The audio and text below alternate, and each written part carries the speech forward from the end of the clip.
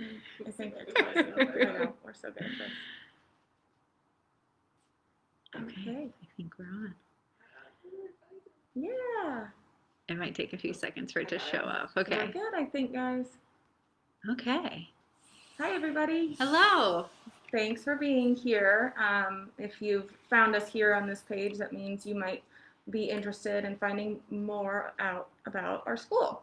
This is Carmel Cooperative Preschool and Kindergarten, and my name is Rachel Wendling. I've been a teacher here for 5 years. I've been involved with the program for 6 since we opened, so I've been here for quite a long time. And I'm Katie. I'm currently the 4s teacher, or honeybees, and I've been in co-op world for about 7 years, and I've been a part of the school for about 4. I started out as a parent, and an executive member, and now I'm a teacher. I'm still a parent. Yes, so we are going to just kind of run you through the gamut to familiarize you guys with what co-op is, what our school is all about, and then we'll have some time to talk specifically more about like the class breakdown and what that looks like, and how we kind of operate those classes, and then we'll go forward with answering some questions. We will go over some just frequently asked stuff that we generally cover during open house conversations, but then we also got a few specific things that came in from parents, and we will be watching the comments as well. So if you are here with us and you do have a question, go ahead and you can type it in the chat and we will get to it as we wind things down. Good. So I think we decided our first question we were going to hit on is, what is a cooperative preschool? And in general, the word cooperative means you come together with your community and you work together, whether it be in a grocery store, a school. There's lots of different kinds of co-ops. In our specific preschool, we are a group of parents who have similar philosophies as far as how we believe our children should learn and the way that they should learn. And we agreed to hire a teacher and work in the classroom with that teacher in our child's day-to-day activities. Generally, you co-op in the classroom 1 to 2 times a month. Depending on the month, that could fluctuate a few times, but that's usually what we tell people.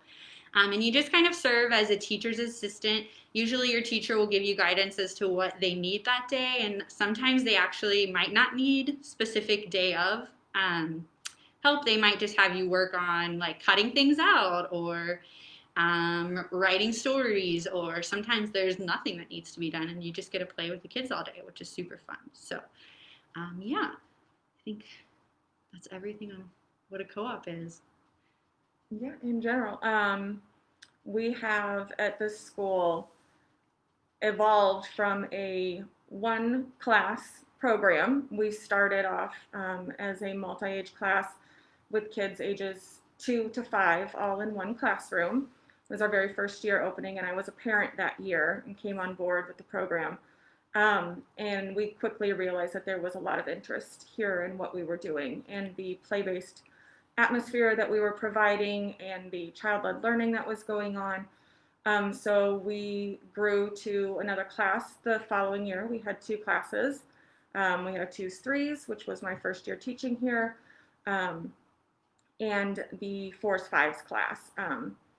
And I have a background in early childhood education. I took my first teaching job when I was 19, and I've kind of been doing it ever since.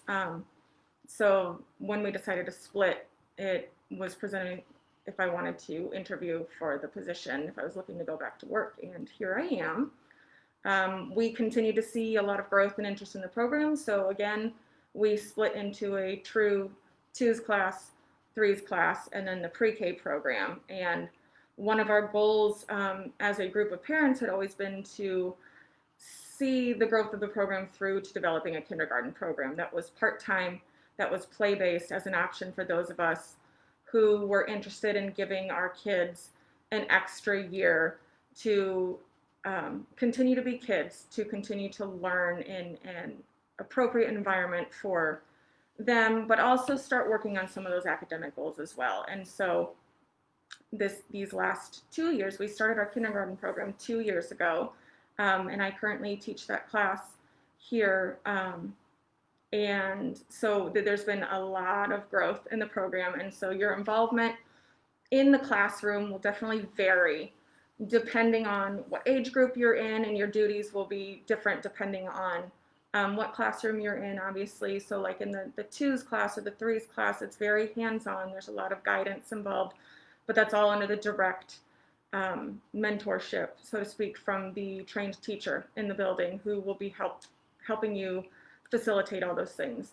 And then as the kids age, like our goal is to help work them through all those social emotional skills that we want to see them learn over time. That's going to help them be better learners and better equipped to go on to school and do other things in the future. So we start to get a little more hands off as far as the actual interaction and guiding the kids, but you're still there. You're still, like Katie said, getting to play with the kids, getting to help guide activities. It's just a little less hands-on than in the twos and threes class. And then by kindergarten, there is a lot more of that kind of take a step back, help set up activities kinds of things, doing prep work for the next lesson, and just really being present to monitor the kids' progress while they exercise those social skills during their free play blocks. So, yeah, and just to kind of move out of the classroom as far as jobs and that kind of stuff, things that you would expect in a normal school that a principal or those kinds of people would do, those are actually done by our parents in-house. So our executive board is made up entirely of parents. We also have our all-school board, which is also made up of parents. Some of those roles include our president, our treasurer, our membership chair, and these are all really important jobs because that's who fills the school and who keeps the school running, that kind of stuff. So it's a big task you take on when you commit to a co-op, but it's also very rewarding, and you get to be directly involved with your child's education, especially if you have a younger child who might not necessarily need to be in school, but you want that for the social interaction. It's really nice to have other parents around that you can socialize with and meet yourself and have mom time or dad time, that kind of stuff. Yeah, absolutely. I like to tell people, some co-op is, it's definitely a job. I mean, there's always things to do, and I came in as a parent myself, so I know what that's like. I was a parent here for many years. Both my children went through the program. Katie, her son, is still in the program here. And so we both know what that's like to also be a parent as well as coming on board as teaching staff. But there's definitely varying levels. There's also, aside from the executive board, which is like our most important standard of running this operation here, we have to have membership that is willing to fill those roles and help us move forward. But we also have people that we need to function as class chairs. So everybody, that's another job that somebody might take on, where you help with scheduling co-op days and where you might work with the teacher to help set up field trips when we get to that point in the school year, or other outside visitors coming in, which is something we usually do. This year, that's obviously been a little different, but on a normal year, we do like to do a lot of hands-on learning out in the community that really ties into what we're doing here in the classroom, so it makes it very concrete for the children. And there's people who help out with making Play-Doh every week, because we do a lot of sensory stuff, or other dyeing rice for our sensory bins, which is, it's a time-consuming job at home that someone who might not be able to, attend a late night meeting due to little sort of, but it still is a job that needs to be done, that takes a weight off the teachers, and just really helps continue to fulfill our mission of providing our kids with all the things that they need here. So there's definitely different roles, and everybody does have a job though. So you, when you come in, you want to be sure that you find some level of commitment to participate. But it definitely, in my opinion, as a parent and what I've seen as a teacher over the years, it gives back to you in spades if you come in with the open mind of looking to be here and to participate in learning alongside your child and connecting to the community here. Because I myself have made some of the best friends I've ever had as a parent who, when my son, who is now 8, went through the program, I still have a group of parents who I love and cherish, who we met that year. And I've seen many other parents find the same kind of support community for themselves as they've come through. Even after they've moved out of the program, they still have that connection from co-op. So,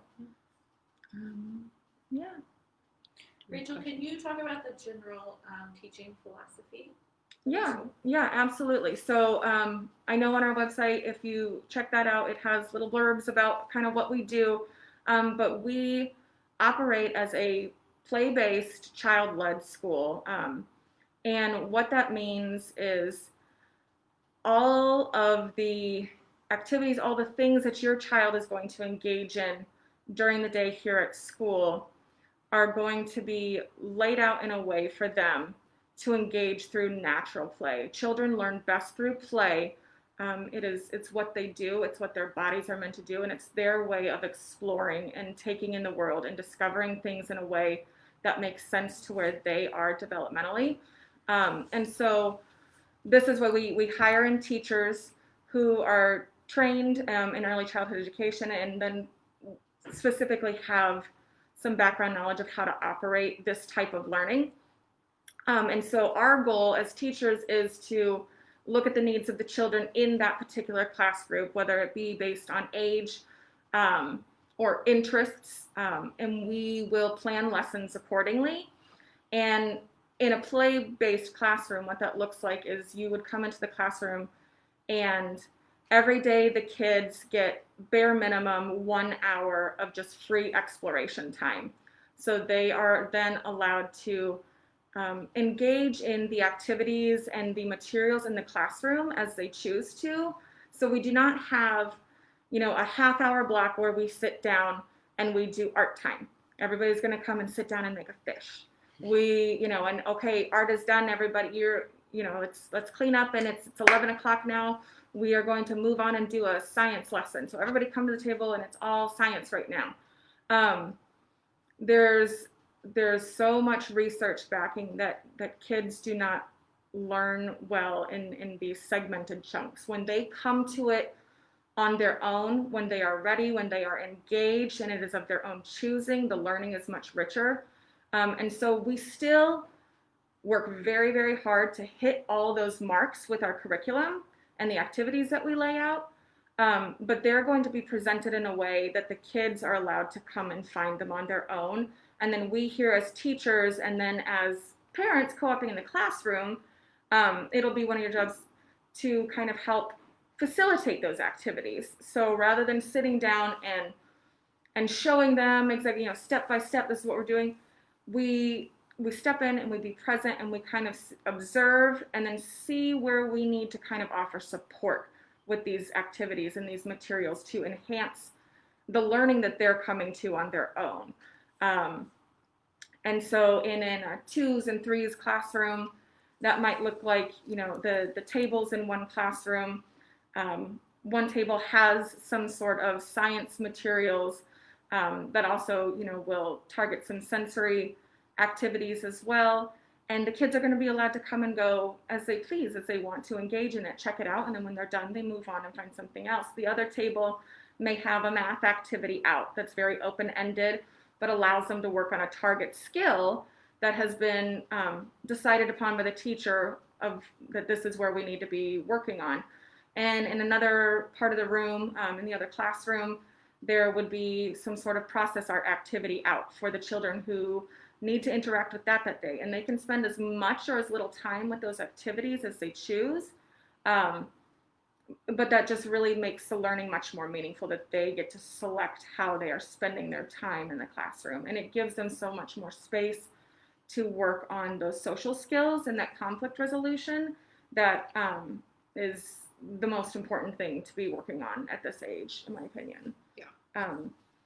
I don't know if Katie, do you want to speak on kind of what that looks like in the pre-K room? And then I can kind of go back to... So I'm not sure if I think I did say I teach the 4s. And to me, this is the best preschool age. With fours, I think that that's the age they really feel comfortable sharing what they want to learn about, how they want to learn. And my class is very child-led. I will be the first to be like, hey, none of you are playing with this. Let's scrap it. Let's talk about what you do want to do.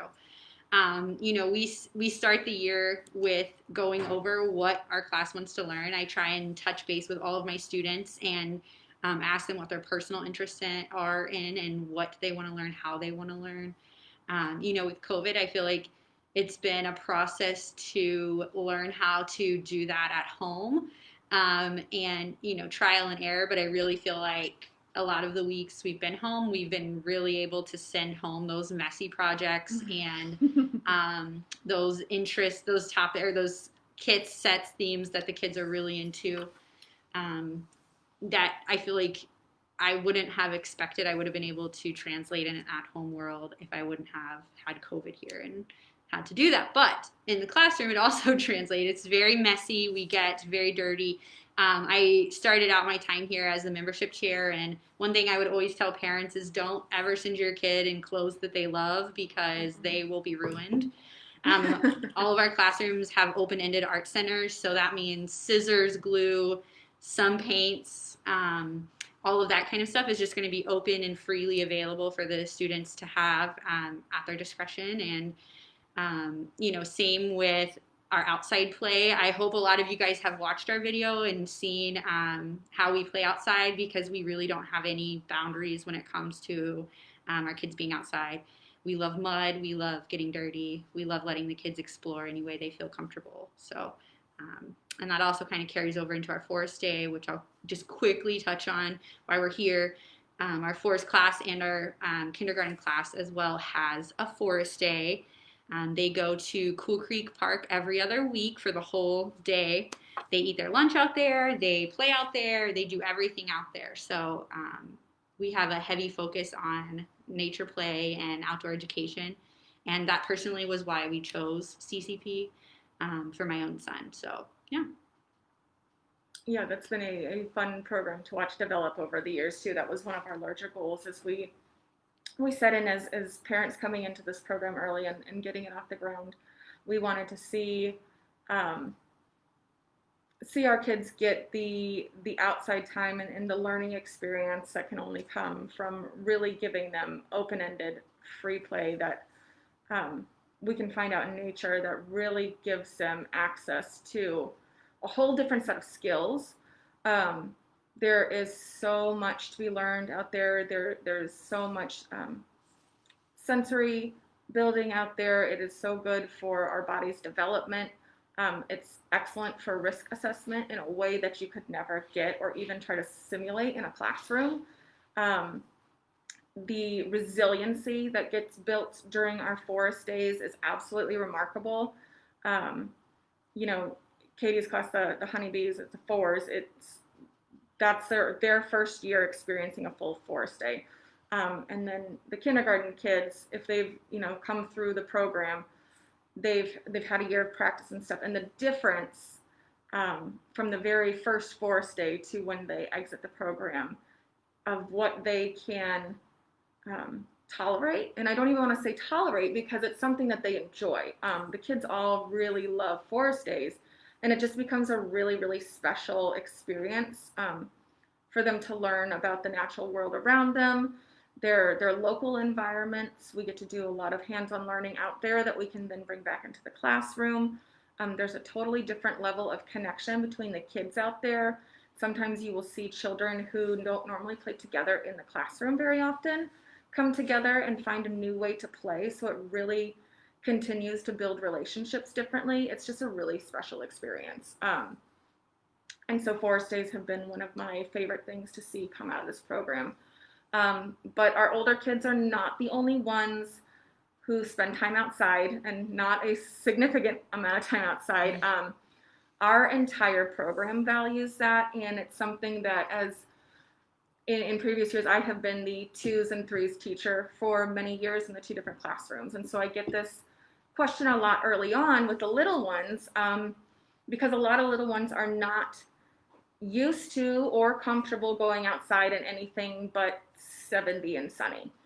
And one of the things that we really want to build up in these kids is that resiliency, is that understanding that there is more to life than just 70 and sunny, and that we can find ways to enjoy all the days outside in most cases. So I know that Katie mentioned that we have very little boundaries as far as like how we spend our time outside.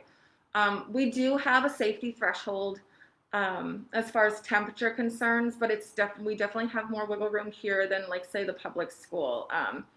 We still go outside to play every day unless it's below 0 with the wind chill. Now, of course, there's always teacher discretion in that, and I, as like a 2s teacher, my main goal for the littlest ones with 2s and 3s is I want them in their short time during the day to get the gross motor development and exercise that they need for their growing little bodies. And I'm also very, very aware of the amount of time it takes to dress a toddler in full winter gear to get them all outside. And when you have 10 of them, it does eat a significant amount of time in your day. And if it is so cold that the little ones who are not at a place of that cooperative play where they're really wanting to play with friends, and so oftentimes they stand out there and they're very uncomfortable. We opt to play inside in our big room on those days where it's just very bitter cold for the little ones, and they're not. If I know as a teacher that this group is not going to get anything out of being outside today, I will then make a call where we get to spend time inside in our big room exercising and doing all those things. But that being said, it doesn't happen often.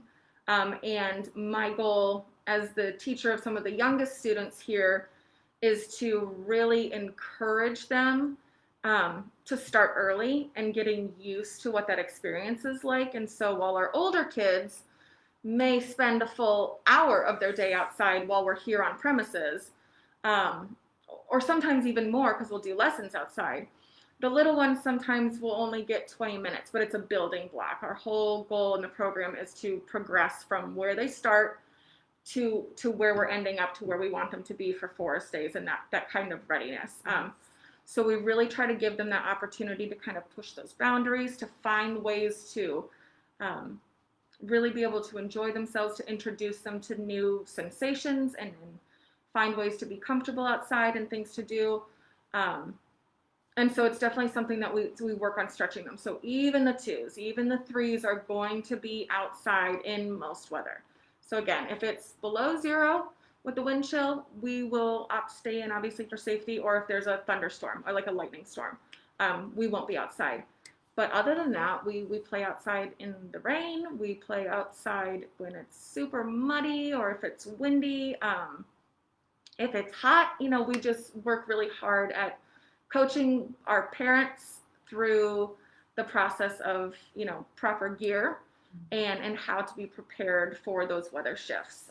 So it's just something we really work hard on. Right. I would say one of our philosophies that we love to throw around is there's no bad weather, there's just bad gear. So as teachers, we spend a lot of time at the beginning of the year going over what that gear looks like, especially for our cold weather seasons. We really want our kids out in layers. And really, I think as a parent, it's mostly the parents who have the hard time going out in the cold That's weather. Definitely true. Especially on our forest days in the winter when we're out there and it's 20 degrees out and it's windy and the sun's not out. And you're out there for 4 or 5 hours right. instead of just a half hour right. or an hour. Yeah, it's different. Yeah, it's different. But it definitely, some of the best school days we've had are those days as well, though, too. So yeah. It's definitely an experience and something to look back on and talk about with those friends that you make as you move through the program. But yeah, so, upon signing into the program, that's something that we try to be very clear about is that, being outside in all weather and really taking hold of that experience and being supportive of that as parents in the classroom makes a big difference for the kids, and you kind of have to be prepared for that. But we also, as staff and as like an executive board here, work very hard at the beginning of the year once you've signed on to help prepare you for that and to give you the information and the tools that you need to make the most of it and to really find joy and a lot of value in that experience. Can you guys discuss snack and lunch policies? Oh, sure. Do you want to hit that one? Yeah. So snack, okay, so in a general year, sorry, I'm a little thrown off because COVID year, so I had to think about little that. different rules this year, but in a general concept. So in a general year, so we'll have generally speaking, two co-opers in every class, and of those two co-opers, one person will be asked to bring a snack. We are fruits and vegetable for snack only school. We also do not allow any nuts or shellfish in the building. So don't pack any lobster for your kids for their lunch. And our oldest kids, so honeybees, they do bring their lunch on Wednesday, which is their long day. So our honeybees meet 3 days a week. They have 2 shorter days and then 1 longer day, which is Wednesday. They bring their lunch on Wednesdays, and our fireflies class will bring their lunch every day. And they can bring whatever they want as long as it meets that criteria of no nuts and no shellfish, and snack, like I said, needs to be fruits or vegetables only. So, yeah. Yeah, so just to touch on that before we kind of skate over it. So the schedule of the classes, they are kind of staggered on different days. The younger kids, the 2s class and the 3s class. So the 2s class is called the wiggle worms. The 3s class is called the grasshoppers. And then the 4s is the honeybees, and the kindergarten is the fireflies. So if you hear us refer to that, that's kind of where we're at with that. The 2s and 3s operate out of classrooms on one side of the building. The materials and things set up in there are geared more for the younger age. The size of some of the furniture, like the kitchen sets and stuff, is smaller for them. Of course, we work very hard. We do a lot of work with loose parts in the classroom, which we'll get there too if we have questions about what are loose parts. But again, with the younger kids, we're looking at being very cautious about choking hazards and things like that, other safety concerns for little ones who are still mouthing. And then the 4s and the kindergarten class operate in the classrooms on the other side of the building. And they're just down the hall from each other. So we have to stagger days. And the little ones, their time that they meet drop-off is at 9:15 in the morning. And then their pickup time is at 11:45. So it's a 2.5-hour program, 2 days a week for the wiggle worms and the grasshoppers. And then, Katie, remind me, you're 9:15 to 12:15 on your 2 short days, Yes. right? We had changed that from prior years, so I'm just trying to make sure I'm keeping everything straight. And then their 1 long day where they do stay and have lunch together, it goes till 1:15. So that's a 4-hour day. And then the kindergarten class meets 3 days a week as a part-time program, but the days they're full days. So they get dropped off at 9:15 in the morning, and they go till 2:15 in the afternoon. So we make a full day of it, and they have lunch at school every day. But I know I didn't want to forget that part because I know times and stuff is important. Also, that's a lot of information. So on our website, On the website. yeah, it has our class days, the times they meet, as well as what the tuition payment costs for each one of those classes are too. So you can find that on our. You can go back and refer to that later. Yeah, and it's carmelcooperative.org. Yeah. Did you have some questions? Oh yes, and I'm glad I was reminded of this. So we did have a couple of questions come in ahead of time, just from a few parents on a survey that we had sent out. Let me grab them here. I took a few notes. Okay, so we touched on the amount of time that is generally spent co-oping in the classroom as a parent volunteer. And again, what that means is that you are coming in basically as a teacher's aide, and you will go through a training at the beginning of the year to help prepare you for going forward in the classroom after you've had a little bit of time to adjust and see what it's like. But then you will be asked as part of your duties to be in the classroom generally about 2 times a month. And one of the things that often comes up is that we have families who are wanting to enroll one child, but then they have a younger one at home. Often this comes up with new babies coming. And so the question that came in was that So my baby will be 5 months old when my 4-year-old starts school in the fall. So can she come with me when I am in class with my 4-year-old? So we do have policies about siblings and things like that. When it comes to babies, as long as they can be worn, and they're not mobile, as long as they can be worn in a carrier during your co-op time, that is something that our program specifically will allow. When it becomes an issue is we can't have any other siblings who are mobile or older otherwise coming into the classroom during your co-op days. So that's something that you either generally arrange childcare for yourself on your own with either like a grandparent nearby or a friend. There's also been a lot of support from within the community here where there's child swapping days. So one co-op parent connects with another one who also needs childcare during their volunteer time, and they will just kind of trade days watching their youngest while the parent is volunteering in the classroom for that time. So as long as the infant is not walking and can be worn in a carrier, that's fine. I will say we've seen a lot of, I've seen both success and struggle with that, just to be upfront about it. So some babies do great in a carrier. They will stay in there all day. They don't mind where they are. And so it works really well for those parents whose kids are just kind of happy to be. In other cases, we have families who give it a shot, but they find out that whether it is just the activity in the classroom or the lights or just because the baby is off schedule or whatever that may be, their infant in particular was not happy to be in a carrier during that whole time, and they found themselves in this predicament with a very upset baby for the day that they were co-oping, and that becomes stressful and difficult to manage in the classroom too. So, it's definitely a case-by-case thing when it comes to that, but we always give our parents the option to try it as long as it's within those bounds. And then, if they need additional support, if it's not working out, then we will work with you to try to help set something up if for some reason you don't have friends or family nearby to provide childcare for your little one. We'll try to connect you with a family. Before you go on, a related question. Sure.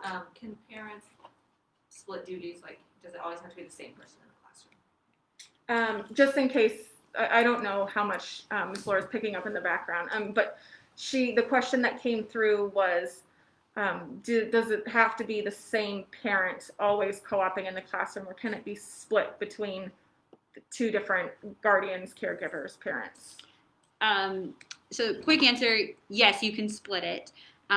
We require all co-oping parents to have a background check that we will get you walked through. So if you're co-oping and your spouse is co-oping, you both have to have a background check. And then we also require both parents to take our training course. It's called CPT training. So they'll both have to take that if that secondary person is in the classroom more than 3 times. And also just to touch on the sibling thing, the reason that is because I feel like this comes up a lot in tours. Why can't we bring a sibling, or how come you guys can and other schools can't? What it is our parent company. What do you call it? CPC? A company? A parent? It's an oversight board. Okay. Yeah. So it's like our oversight board. They have ratio rules that we have to follow. So for younger kids, obviously you can't have as many in the classroom with lower amounts of adults. So when we have babies in the classroom, what I always like to tell people is those babies' feet on the floor count as our youngest ratio. So if you are co-oping in a 4-year-old class, but you have like an 8-month-old baby and they're walking around the room, then we have to match that 8-month-old baby's ratio, which would mean less students, more parents attending in the classroom. So that's why we ask that you don't bring babies. We know stuff comes up too. Believe you me, I have a 16-month-old. I co-opted last year. I went through a whole year co-oping with a baby, which was my first time doing that, and that was interesting. So, we've been there, and we try really hard to work with our parents and ask them ahead of time, is there a day that you're going to have childcare? Because then we'll only schedule you on Fridays. Or If you're working with another parent in the school and like trading babysitting days, then we wouldn't schedule that person's days or something like that. So Yeah. That's why we have that rule. And also, as a parent, I think it's really hard to focus on your co-oping duties when you have a baby who might not be super happy at school at that moment. So Yeah. I think there's also an insurance liability from like an admin standpoint. Our school has insurance. So as Katie mentioned, ICPC is the Indiana Council for Preschool Cooperatives, and it acts as an oversight board that lays out guidelines for us as an operating body.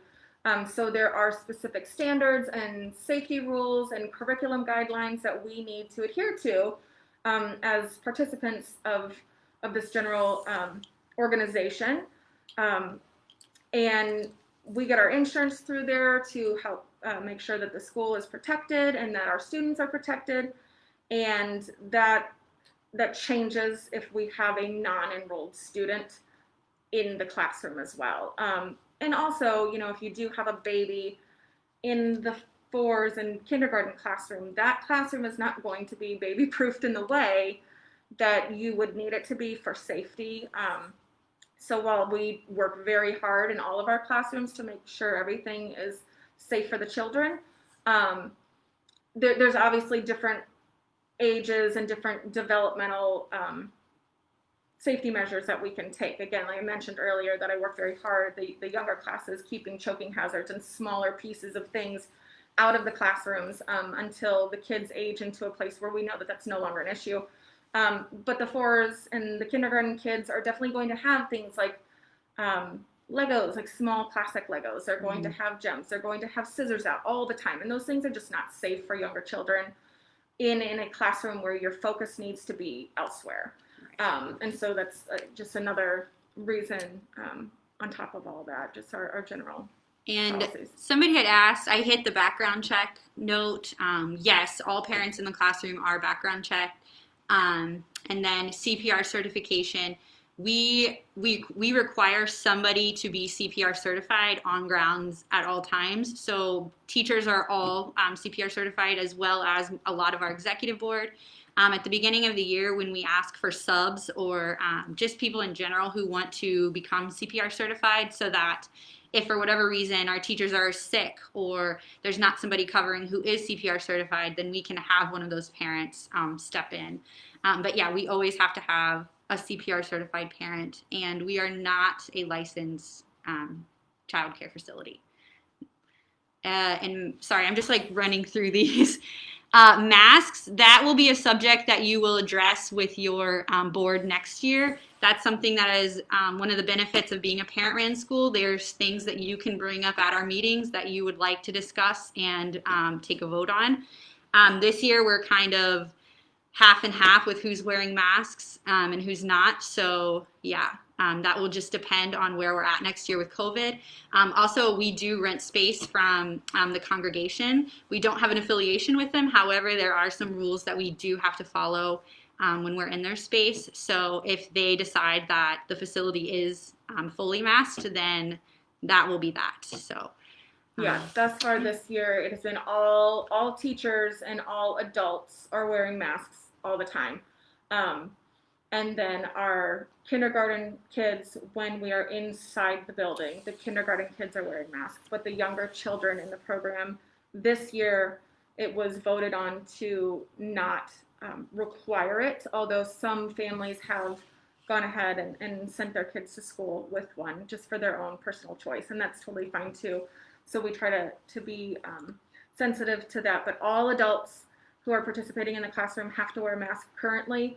And so that, like Katie said, I don't know where we're going to be next year with all that, but that will be something that the incoming board will assess based on the given circumstances, and then it will be presented to the membership at large, and those things will be discussed at that time. Amanda asks, how's the transition been for our kindergartners going into first grade? She said she loves the idea of a play-based learning, but worry it makes the transition harder. So Amanda, I would just say My son has come up through the program. We've been lucky enough to have Rachel as our teacher for all 4 years, which doesn't, It has been it's like a wild, but one-off. it's been amazing. Right. My son is doing the kindergarten this year. He's a 6-year-old, so for me personally as a parent, I think age kind of has something to do with that. So he is an older kindergarten age. And I will just say, we're in Carmel School District. He's more than ready. He could have easily done now looking, I feel like at the beginning of the year, I was like, is he ready? But looking back, I think he would have been more than ready to do full-time kindergarten. But for us, it was really just having that one more year of play-based school where he can enjoy learning. I think that's a really big thing for me is he actually really enjoys learning, and I don't want him to have a dislike of learning this early that I feel like can come from, taking on those educational type classes too soon. So I think majority of our parents would say the transition's fine. Last year we had a handful of students who went off to first grade as well as repeat kindergartners. And I believe that all of their parents would agree that they are doing great. Again, this is a weird year because of COVID, so you don't really know like how much is this them thriving or how much of this is them just dealing with all of this stuff. But in my experience, I think that they're more than ready, and even I would say maybe like somewhat even more ready than kids going to actual first grade from like a public kindergarten, because they have this ability to just freely learn at their own pace. So, where some schools might really push writing letters and like that kind of things, we kind of give them the freedom to choose to do that in a way that they enjoy doing it. And I think that's been really big, at least for our family and my kindergartner. So yeah, and I can touch on the kindergarten program more in depth maybe later, or at the end of this, or perhaps I can even, I don't know if we decided whether we were going to do last year when I came on board as the kindergarten teacher, we did like an actual kindergarten virtual open house. Yeah. And I can do that again if we have the interest in learning more specifics about that program. But Katie's right. In my opinion, and actually, a wonderful lady named Mary Rose helped found this school and was a teacher prior to that, and her sons were coming through the program. And anyway, she was one of the ones that I first met here. And as we discussed this as both of our boys who had come through the program, I was just feverishly trying to decide what I wanted to do with my own son. Was I going to send him? Was I going to try to find, a place for him for one more year? And she said, you wouldn't want to starve a child before a famine. And so the idea of one more year of bulking them up, of giving them that access to play, of giving them access to a more rich environment where they are able to exercise all those social emotional skills that come in handy so much more later on in life. It's those soft skills that cannot be measured over a standardized test, right? So the ability to work independently on a task and see it through from start to finish.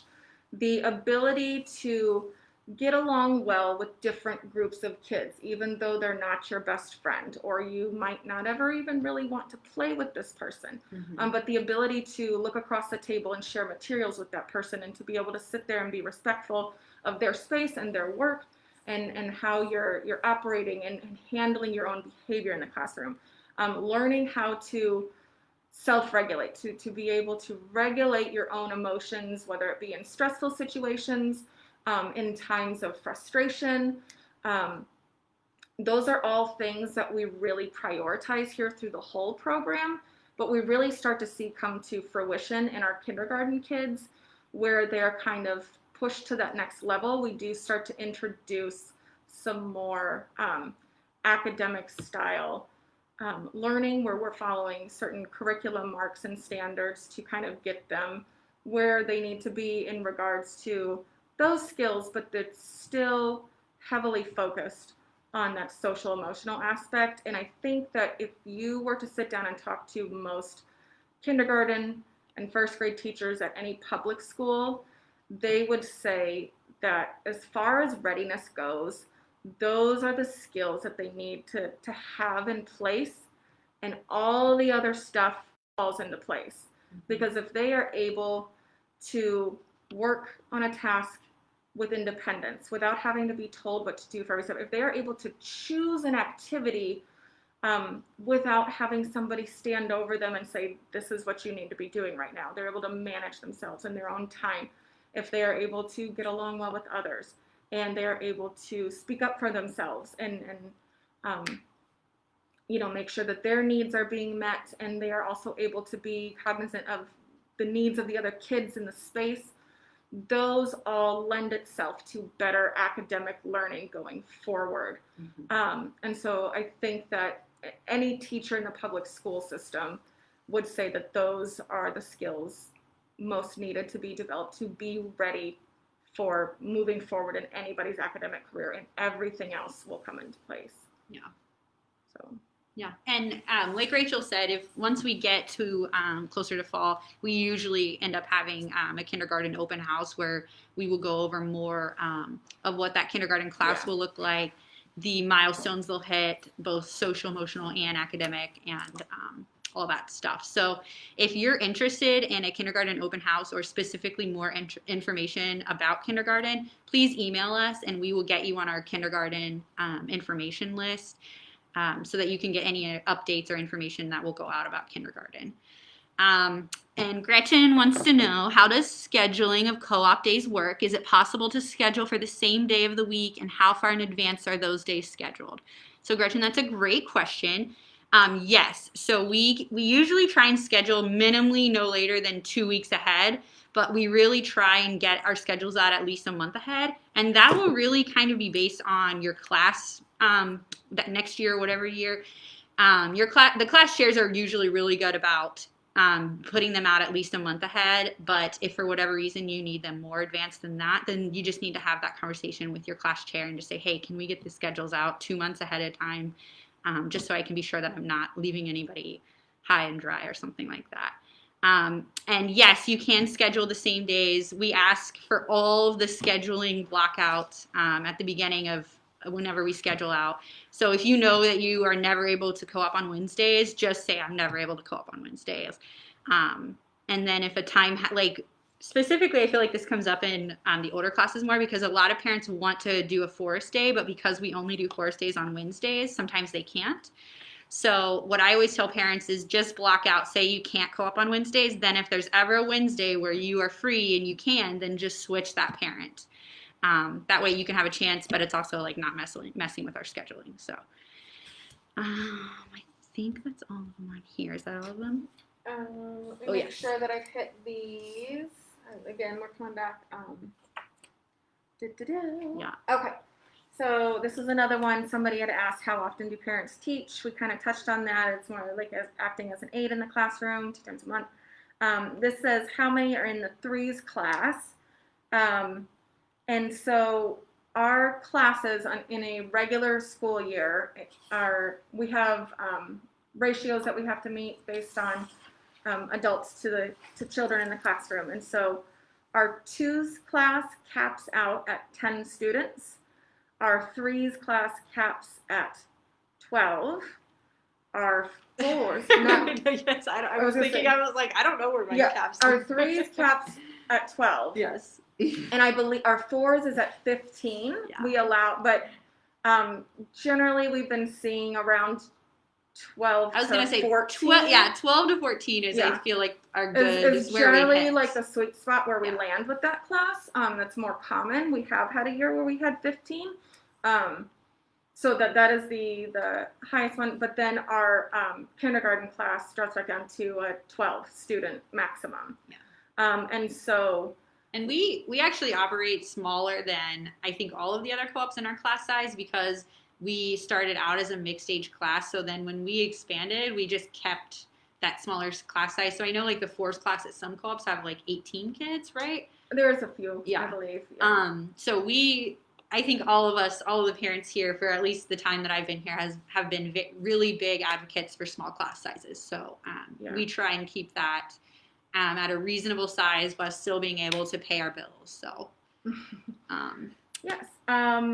The other note on this submission was, what are some of the security measures in place here? And so that there's a lot of different things that could refer to. So I'm going to just kind of go over some of the general stuff that came to mind.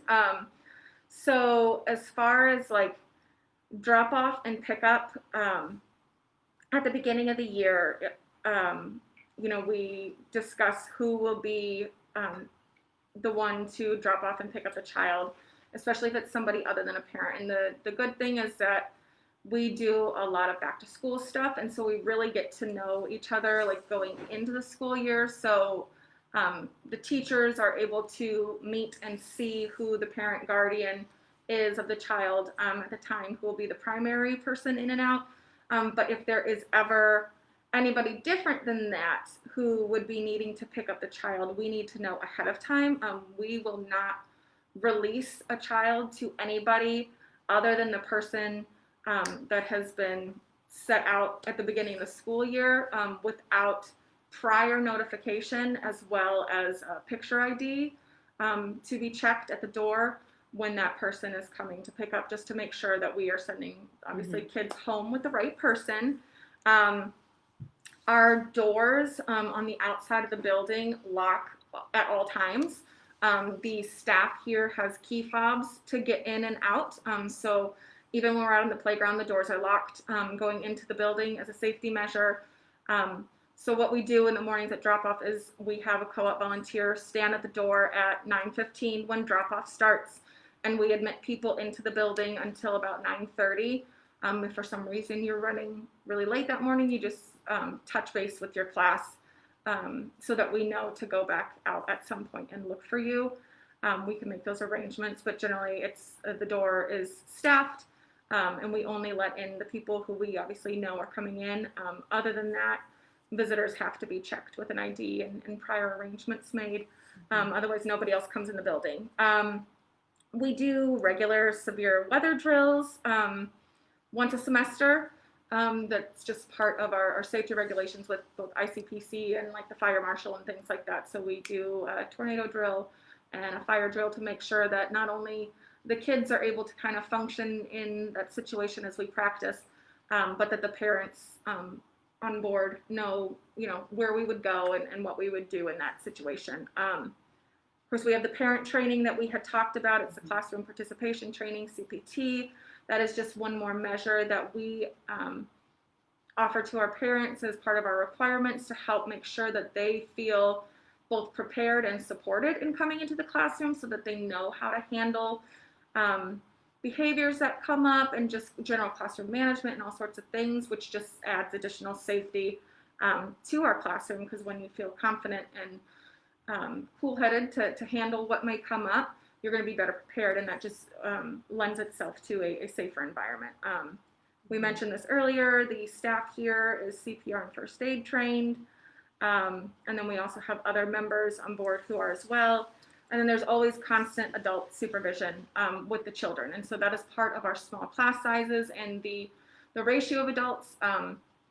We make sure that the children are not left unsupervised ever. So while each class of students is allowed to move between these two separate classrooms that we have and we operate out of.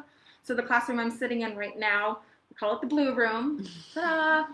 And this is one of the classrooms that the wiggle worms and the grasshoppers operate out of. And there is a room directly next door to it as well that they also will have access to during their free play hour. And so just kind of like an example, one co-op parent will be assigned to the blue room in here. The other parent would be assigned to the green room in the other classroom. And then I, as the teacher, float back and forth to help manage behavior, to help facilitate activities, to observe the learning that is happening, and to help work through all those things. And so the children are never left unattended ever.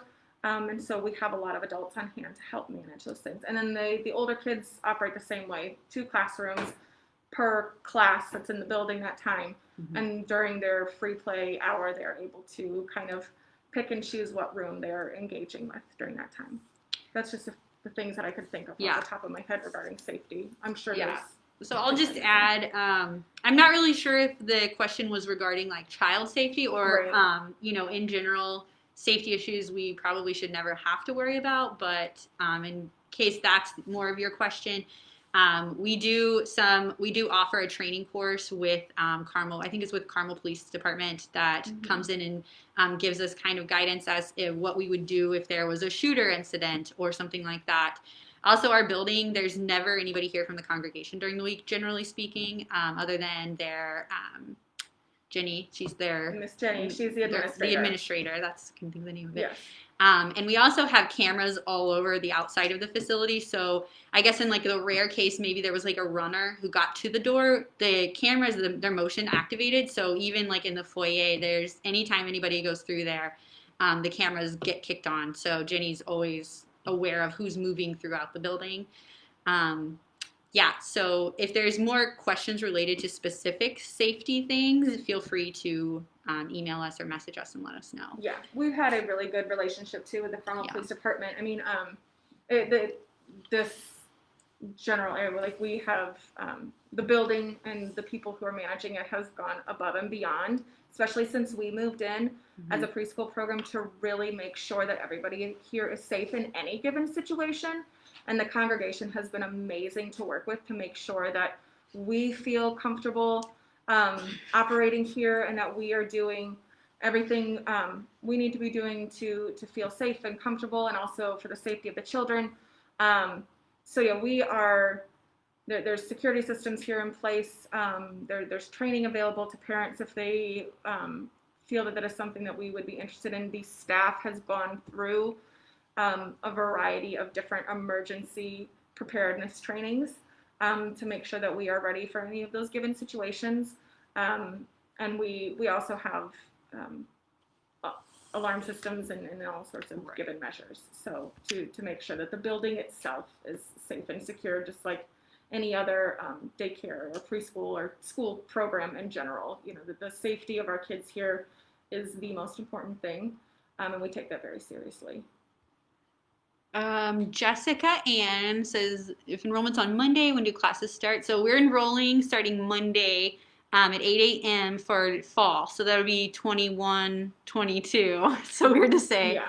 So classes will start the week after Labor Day in September. So Lydia asks, if our child is struggling with separation, are parents allowed to join, even if it isn't their day to co-op? That's actually one of the questions that we had come in the survey. I'm not sure if it was from you or from another parent, but it's a very common thing that comes up. So I'm glad that you asked that so that we could hop over to this one. The one that was submitted to us was that we tried a traditional preschool this fall, and this person's son had what she said was terrible separation issues, that they decided to pull him from the program. It just didn't work. So they asked, would I be allowed to stay with him this fall if this became an issue again? And so here in our program, much of what we do obviously is about community building and building trust and relationships. The children learn best when they feel safe, when they feel secure, when they feel connected and attached to their caregivers. And so that is definitely something that we work very hard with parents on in the beginning of the year or upon enrollment, whenever it is that you come aboard. If this is an issue that happens to be a thing for your family, it's something that you talk to your teacher about, and they will kind of walk you through our process with that. We do, in this year with our COVID precautions and building safety, it's been a little different.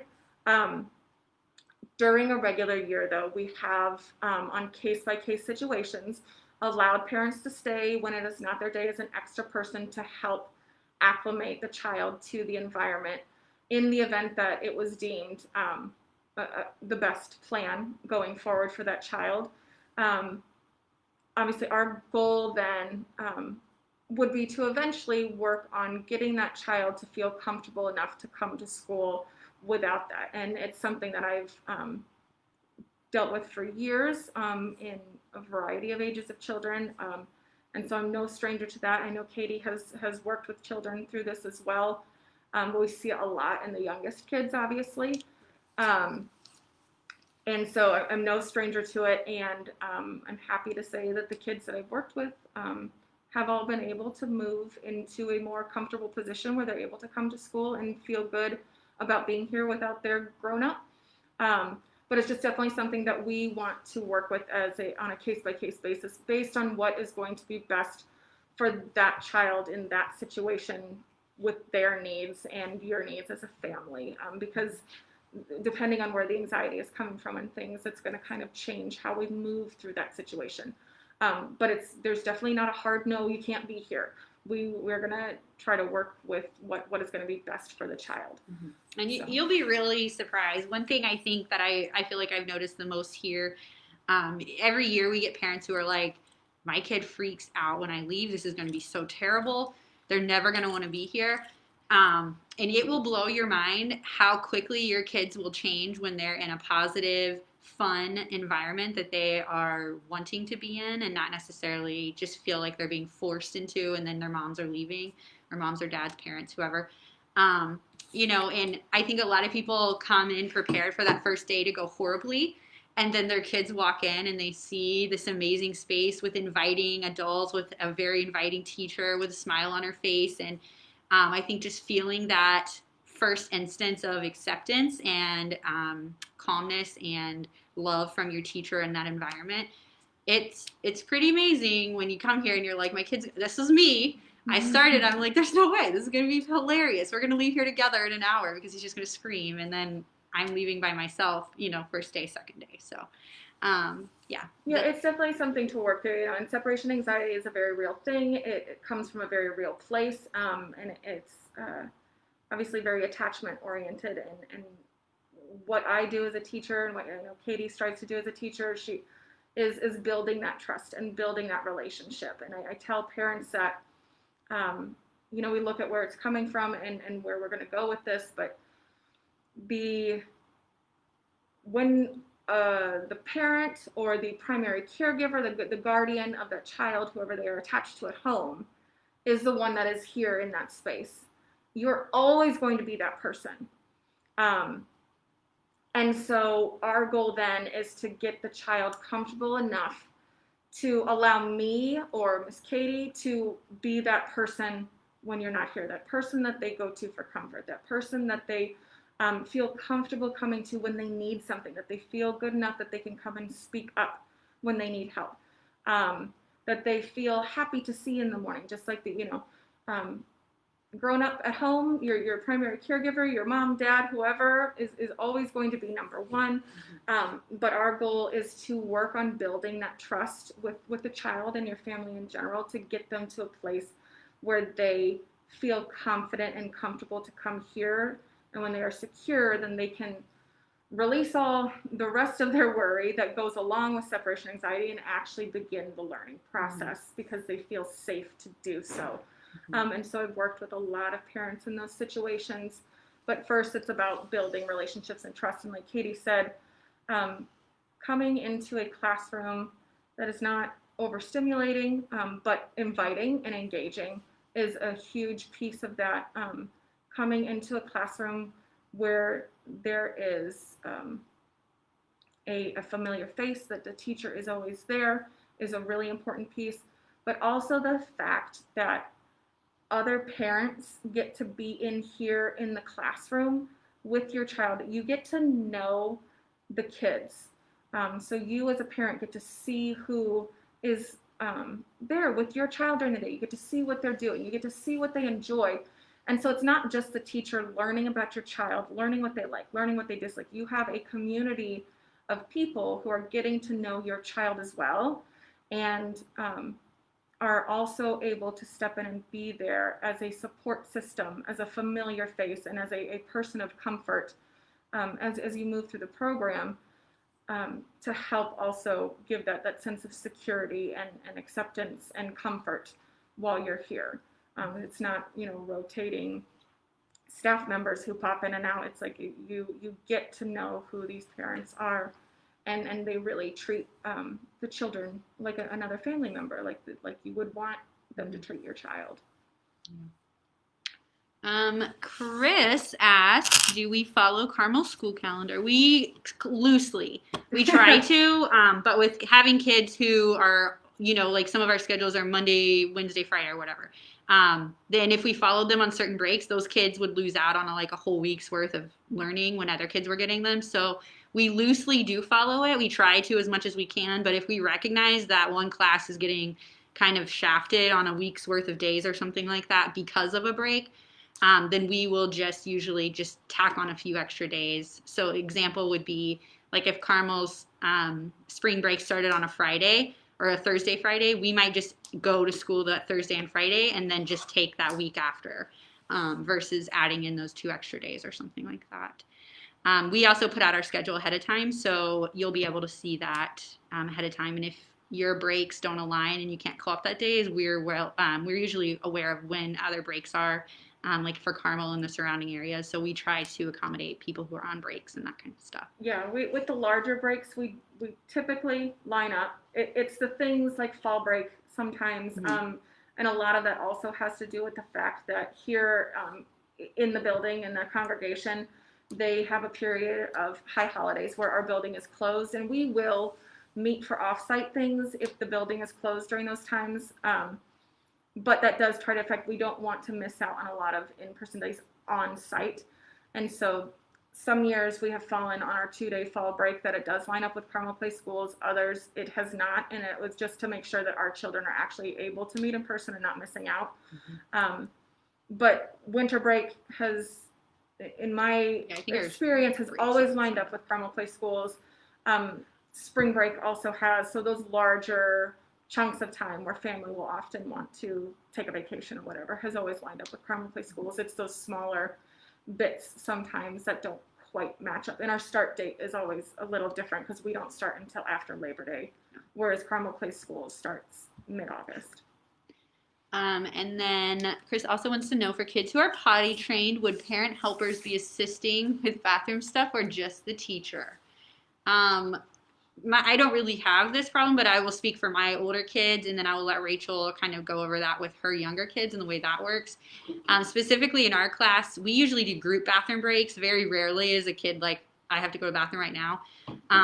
And we do just parents, teacher, whoever takes the kids to the bathroom. I would actually say generally teacher does not do bathroom breaks because we are focused on what's going on in the classroom. And if there is a quick break that needs to happen that's not a scheduled hand washing bathroom break kind of deal, then a parent would probably step up at that point and just say, hey, I'll take them or something like that. So in my class, it's not really an issue. I'm going to assume that this person is talking more about maybe like younger kids with potty training and diapers. So I'll let Rachel hit on that. That's me. Yes, in our classroom, the co-oping parents are the ones who, generally speaking, are going to be taking the kids to the restroom when they need to. And the reason for this is when we first started and we split into these 2 different classrooms, I found myself, obviously I am the person at school, like the kids know me, I'm there all the time, I am that one regular person in class, so the attachment to me is a little different. While they do get attached to and comfortable with the other parents coming into the classroom, they're not there every day. So in general, kids would want me to take them to the bathroom. And during potty training time, the kids are not able to all hold it and go take one group bathroom break. It just does not work with 2s and 3s. It's not developmentally appropriate to ask them to do that. So we take the children as needed during their short time here. Again, it's a 2.5-hour program. We will change diapers as needed. Or take kids. We work with parents very closely on the potty training process based on what you are doing and finding success with at home so that we can kind of try to mirror that here for consistency. But what was happening again is I was being pulled out of the classroom constantly and spending the majority of like that free play hour when I needed to be here in the classroom working through the materials and the lessons with the kids and the activities and managing behavior and helping with conflict resolution. And I was not able to be present in the classroom to do that when I was always having to step out and spend a multitude of time in the bathroom, whether it be changing diapers, or giving a kid who's potty training the time they need to get comfortable on the potty. That is not a quick process. And so it has been the co-op parents' duties for several years now to be the primary person to step in and say, okay, so-and-so needs to go potty, I'm going to take them. Does anybody else need to go? Or so-and-so needs a diaper change, I'm going to step out. And that way we can adjust staffing of the classrooms. So when one co-op parent steps out and goes down to the restroom, I will stop my floating for that short duration and then staff that room that co-op parent had been previously in, so that there's always an adult body supervising that classroom still with children in it. But it is just not feasible for me to both be here managing the classroom and providing the support that is needed for young children in this kind of an environment, and also being the one to always take them to the restroom. There have been cases in the past where, as we are dealing with like severe separation anxiety, I've had a few children like that. And again, building that trust is huge. And so in some of those cases, as I am working on continuing that relationship building with them, and if they are showing me that they are fearful of the bathroom or going with anybody else, I don't want them to obviously miss out on a potty break or have an accident or sit in a dirty diaper or pull up. So in those cases, I obviously will make a concession and step out and handle it.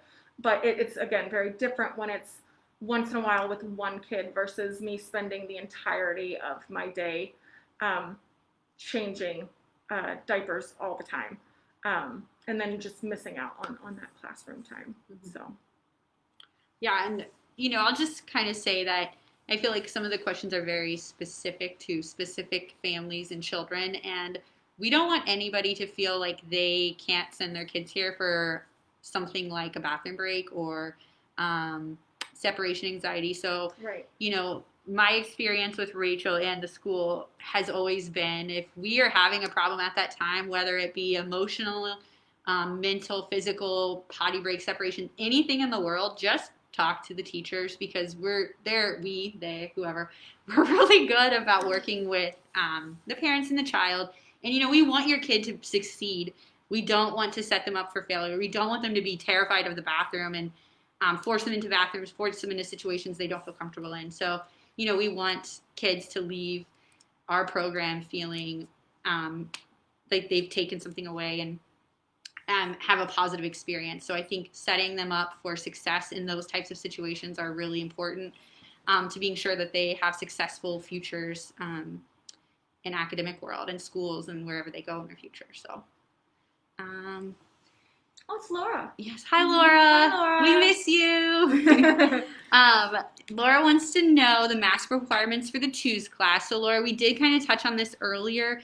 If you want a big full answer, you can go back and listen. But next year, mask requirements will kind of be at the discretion of the board, the congregation, and just generally where we're at with COVID next year. I think we are all hoping that come fall, no, we will not even have to think about masks.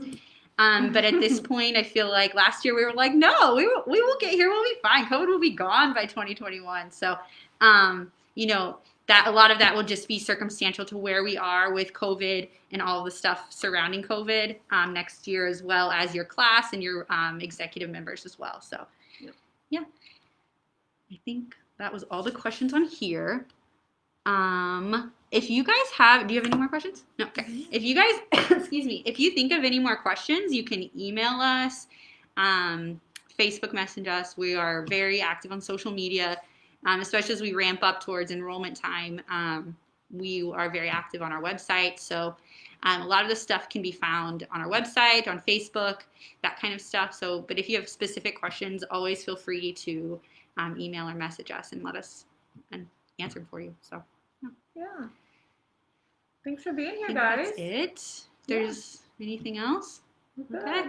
All right. Well, looking forward to hearing from you guys and meeting some of you, hopefully. Yes. Yeah. Tours. Oh, yeah. Da, da, da, da. So, like somebody asked, enrollment is actually going to start Monday at 8 a.m.